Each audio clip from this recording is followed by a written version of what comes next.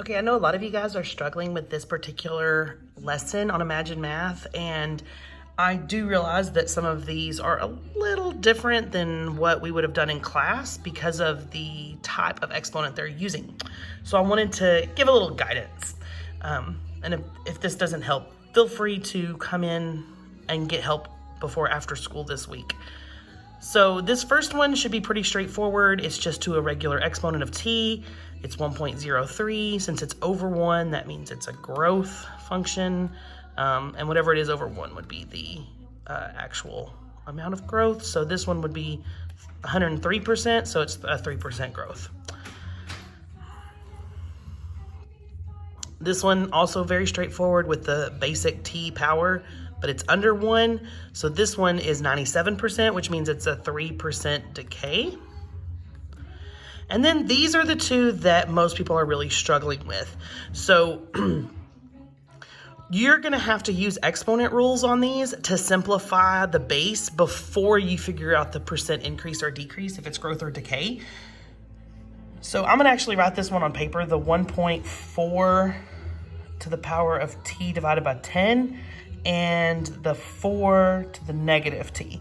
I'm gonna start with the 4 to the negative t. I feel like that one's a little simpler. And then we'll do the rational exponent. So here. So with this one, when you have a negative power, like if you had 2 to the negative 2, that means 1 over 2 squared. It just causes that reciprocal. So 4 to the negative t becomes 1 over 4t. That makes it 1/4, or 0.25 to the power of t.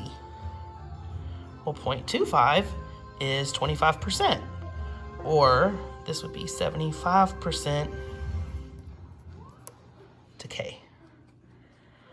If it had been 5 to the power of negative t, 5 to the power of negative t becomes 1 over 5t, or 0.2 to the power of t, because 1/5 is 0.2. And then this one would be 80% decay. So that's all you have to do on the negative powers, is do that reciprocal. Now this one, you're gonna have to apply a rational exponent. And so if we had our graphing calculators, this would become the 10th root of 1.4. The calculator on Imagine Math doesn't do it like this. It's actually even simpler. So the one on the calculator on Imagine Math, you can just do 1.4 to the power of 1/10 and then t. So you can actually do a fraction power. I'll show you how to do that real quick, and then we'll look at what we should put in for both of these. So if you go on here to the calculator,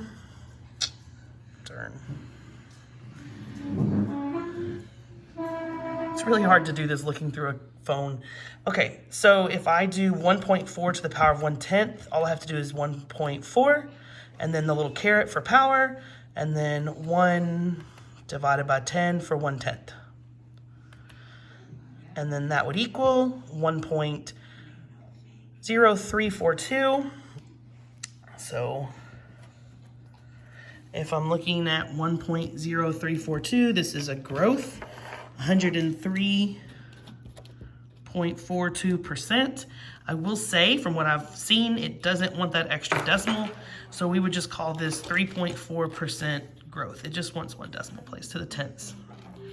So let's see if this works.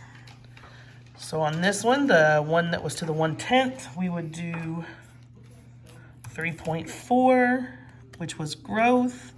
And for this one, that was the 20.25 to the power of t. And so that one was the 75% decay, not growth. And then if we check that, that's all you have to do on those. They're all pretty much similar. If you have those negative exponents or rational exponents, if you see something that's like 12t, that would be because, like, if t's years, then if it's every month, there's 12 months in a year. I'm sorry, Finley's crawling across the table right now. So, but fairly simple once you see it worked out. So let me know if you have any other questions.